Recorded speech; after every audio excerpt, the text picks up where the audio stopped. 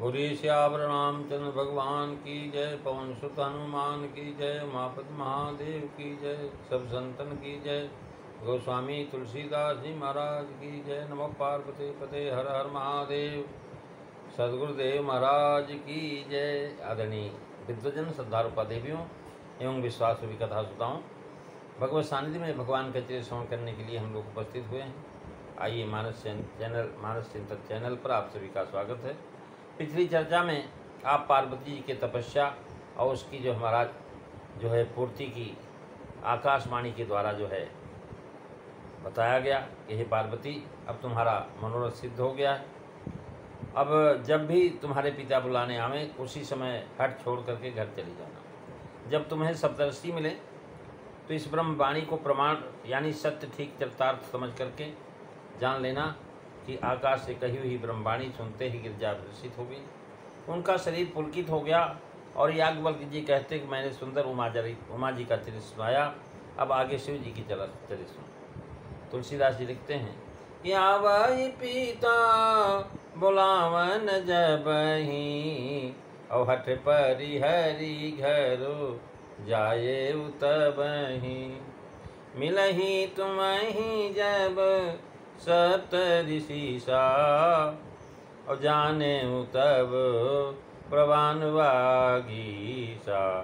सुनत गिरा विधि गगन बखानी, पुलक गात गिरी जाहर सानी। उमा चरित सुंदर मैं गावा, और सुनो शंभु कर चरित सुहावा। मंगल भवन अमंगल हारी, दबहु सुदशरथ अजीर बिहारी। श्री राम जय राम जय जय राम, श्री राम जय राम जय जय राम। यानी आवे पिता बुलावन जबहि, यानी पिता ने ही माता को तप की शिक्षा देने के लिए भेजा था। इस तरह वह पिता का ही वचन जो है सुआ, जिसे मानकर गिरजा तप करने गई आई थी। इसी से कहा जब तुम्हें वे बुलाने आवें तब जाना। बिना उनकी आज्ञा घर जाने से पिता का आज्ञा का उल्लंघन होगा। दूसरे, उमा जी का मनोरथ तो पूरा हो ही गया है, पर अभी महादेव जी की परीक्षा बाकी है और जो सप्तऋषियों के द्वारा होनी है। इन कारणों से तुरंत घर जाने को नहीं कहा। तीसरे, इन्हीं दो बातों के द्वारा अपनी वाणी को प्रमाण करेंगे, ऐसा भी कहा। संभवतः है वरदान अभी गुप्त ही रखना है। पिता के बिना बुलाए घर जाने पर सबको वरदान का पता लग जाएगा, और यदि घर जाने पर वरदान की जो है बात गुप्त रखना बड़ा मुश्किल होगा। लोग यही कहें कि भाई बिना अधूरा वह छोड़ करके आई है तपस्या। तो इस संदेह होने से माता पिता भी दुखी होंगे। इसलिए कहा कि जान पड़ता है कि इससे पूर्व भी पिता कई बार बुलाने आए थे, तभी उन्होंने कहा भाई हट त्याग करके चली जाना, अब हट मत करना। जब बुलाने आए तुम्हारा काम हो ही गया है, पर बिना घर गए विवाह का संजोग नहीं होगा। इसलिए बुलाने आवे तब तुरंत चली जाना, जिससे तुरंत विवाह का कार्य आरंभ हो सके। और ये भी बता दीजा, मिले तुम्हें जब सप्तऋषि सा, तब जाने यह बागीचा। कह रहे हैं महाराज जो है यह वाणी की सत्यता का चिन्ह बताया कि जैसे लंकिनी को निशाचर कुल के संहार का चिन्ह ब्रह्मा जी ने बताया था कि जब राम ने ब्रह्म वर दीना, चरत वृंज कहा मुहि चीना, और विकल होश तय कब के मारे, तब जाने से निश्चय संहारे। उसको तीनों काल की बात बताया था। भाव यह कि यदि तुम्हें पिता बुलाने आवें और सप्तर्षि आवें तो ये दोनों बातें मिली सच्ची निकलें। तो यह भी जान लेना कि ये बात जो तीसरी वाणी है, मिले तुम्हें अब त्रिपुरार, उसको भी सत्य जान लेना। उनकी सत्यता इसकी सत्यता प्रमाण होगी। मन शत्रुपा के प्रसंग में और रावण के अत्याचार पर देवताओं की पुकार के बाद भी आकाशवाणियाँ हुई हैं। उनमें किसी को भी इतना प्रमाण दे करके प्रेम से वाणी का महाराज विश्वास नहीं दिलाया गया। यहाँ एक भविष्य के प्रमाण के लिए दो भविष्य और कहे गए। सत्य एवं शुचि होने का विश्वास कहने को कहा गया कि जो बात है स्पष्ट है कि शिव जी स्वयं वर देने नहीं आवेंगे। इसलिए पार्वती जी को विश्वास नहीं होता था कि तब हमारा सिद्ध हुआ, शिव जी हमारी पति हुए। अथवा बार बार आकाशवाणी के द्वारा समझाते हैं और प्रमाण देते हैं। सप्त ऋषि यह 7 ऋषियों का समूह है महाराज, जिसको सप्तऋषि मंडल। सतपथ ब्राह्मण के अनुसार 7 ऋषियों के नाम है गौतम, भारद्वाज, विश्वामित्र, जमदग्नि, वशिष्ठ, कश्यप और अत्रि। महाभारत के अनुसार मरीच, अत्रि, अंगिरा, पुलह, क्रतु, पुलस्त्य और वशिष्ठ। एक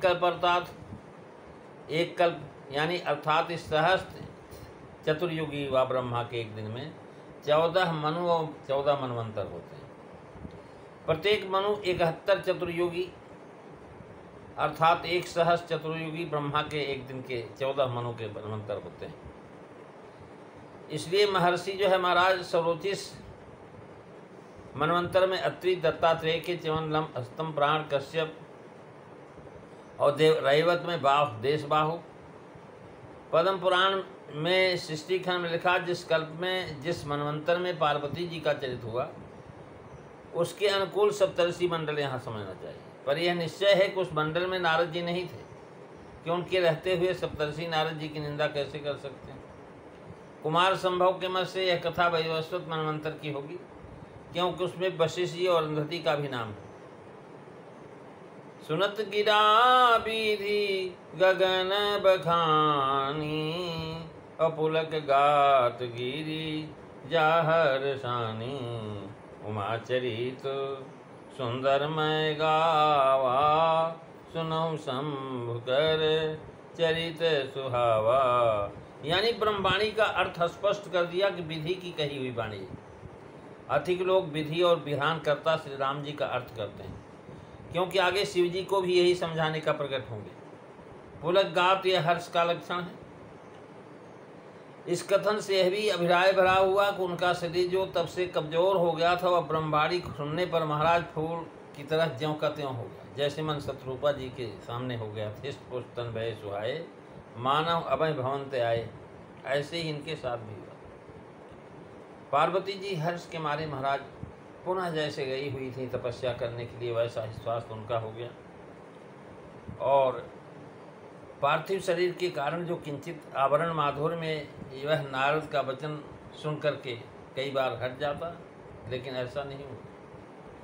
माता पिता तप करने से जाने के देंगे इसमें संदेह था, इसलिए आज्ञा पाकर जाने में हर्ष हुआ। और तीसरी बार संदेह था कि शंकर जी पति रूप से मिलेंगे या नहीं, अब मिले हैं त्रिपुरार। ब्रह्मगानी सुनकर के हर्ष हुआ। अब बता रहे हैं, उमा चरित सुंदर मय गावा, सुनहु शंभु कर चरित सुहावा। यानी उमा चरित शिव चरित जैसे एक ऐतिहासिक घटना है, वैसे ही हमारे प्रदेश रूपक श्रीमद रामचंद्र जी की करित। उमा हरिमाया मोहित हुई। उमा और सच्चिदानंद घन शिव का निवास ब्रह्मानंद रूपी कैलाश पर्वत पर। सती उमा हरिमाया से मोहित हो गईं और प्रदीर्घ काल तक उनका वियोग हुआ। फिर सती योगानल में जो है देह त्याग करके जन्मी जाय हिमांचल गेहा। उमा महेश की माया शक्ति जो है माहेश्वरी शक्ति को कुंडलनी शक्ति सेवा करते हैं। ये ज्ञानेश्वरी संत ज्ञानेश्वरी में अध्याय 6 में कुंडलाकार नाड़ी में निवास करने से उसको कुंडलनी नाम प्राप्त हुआ है। यही शिव जी की शक्ति। श्री नारद जी महाराज सदगुरु की कृपा से वह जागृत हो गई है और शिव जी की प्राप्ति के लिए क्रियाशील बनी है। और नारद जी ने कहा, जो तप करई कुमारी तुम्हारी, भाभी वो मेती सकैती पुरारी।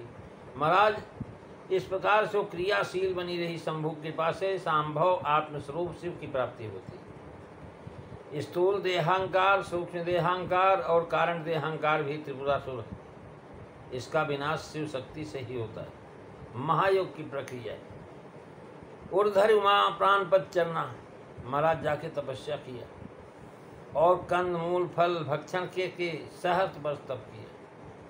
मनुष्य को देह में मूलाधार चक्र के नीचे कंद नामक स्थान है। इसके ऊपर और मूलाधार के बीच में कुंडलिनी का स्थान है। जब तक श्वासोच्छ्वास क्रिया चलता रहता है तब तक जल को त्याग देने पर भी महाराज वायु का आहार तो होता ही रहता है। वायु की का भी त्याग दिया महाराज। जब आहार इससे सिद्ध हुआ, कुछ समाधि अवस्था में विसरी देह तपय मन त्यागा। जब शरीर भूल गया तो फिर श्वास लेने का कोई मतलब ही नहीं। ज्ञानमयम तप, आत्मज्ञान में लगा दिया। इतनी दीर्घ तपश्चर्या करने पर शिव जी प्रसन्न हुए देख करके, इससे भी कठिन तप का निश्चय किया। महाराज बेल पाती महिपरे सुखाई, 3 सहस्र सम्मत सुखाई। त्रिदल होता है बेलपत्र। भाव यह है कि विशुद्ध चक्र का भी त्याग करके आज्ञा चक्र में प्रवेश किया। ईडा पिंगला सुषुम्ना नाड़ियों का संगम ही महाराज त्रिदल बिलपत्र के समान है। इस चक्र में स्थित रहकर के पार्वती जी ने शिवपद कमल का ध्यान दिया। जो कोई भी महाराज आज्ञा चक्र में घटिका यंत्र तक स्थिर बनी रस यानी विषया रहित होकर के रहता है, उसको आत्मज्ञान होता है। वह योग शास्त्र सिद्धांत जिसमें होता है वह आज्ञा चक्र है। इसका स्थान भूमध्य में बताया गया है। ये भूमध्य जो है हमारे मस्तक पे होता है, तो महाराज ये भूमध्य में पाया जाता है। और इसी को त्रिकुटाचल, त्रिवेणी संगम, वाराणसी आदि नामों से उपनिषदों में संतों ने बखाया। आज्ञा चक्र में प्रवेश करना बहुत कठिन है। बड़े बड़े मान करके महाराज अभ्यास छोड़ देते हैं, पहुँचते नहीं। ऐसा एक नाथ जी महाराज ने भागवती टीका में स्पष्ट कहा है कि कोई बड़भागी इसमें प्रवेश करता है। इस चक्र में 3 घड़ी भी स्थिर रहना बड़ा भारी कठिन काम है, किंतु पार्वती जी ने इसमें 3000 वर्ष तक स्थिर रही, फिर भी शिव प्रसन्न नहीं हुए।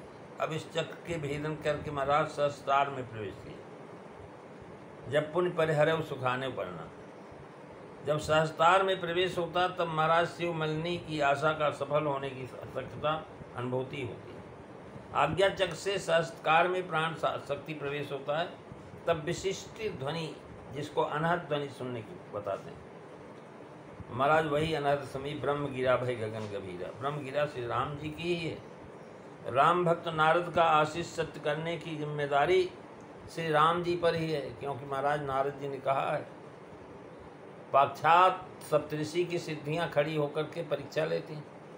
सिद्धियों के प्रलोभन से बचने के लिए आकाशवाणी की आज्ञा अनुसार कुछ काल के लिए भवानी भवन में रह करके आकर के रहने लगी। यहाँ फिर सिद्धियों आदि रूपी विघ्नों का सामना करना पड़ा। सप्तऋषियों ने फिर परीक्षा ली और अव्यभिचारिणी भक्ति देख लिया। तब शिव जी ब्रह्मरंध्र रूपी कैलाश से किंचित नीचे उतर करके हिमालय में आ गए और शिव शक्ति पार्वती का पाणी ग्रहण करके उनको अपनी धर्म रूपी वाहन पर, अपने बिखप पर उनको अपने पास बिठा लिया और उमा सहित कैलाश रूपी पर्वत यानी जो ब्रह्मांड में सूक्ष्म में शिव और शिवा जो है विराजमान हो गए। बोली शंकर भगवान की जय। प्रेमी सज्जनों, आज इतना ही, अगली चर्चा अगले दिन। श्री राम जय राम, जय जय राम। श्री राम जय राम, जय जय राम। श्री राम जय राम, जय जय राम। श्री राम जय राम, जय जय राम। बोलिए सियावर रामचंद्र भगवान की जय। जय सीताराम सभी को।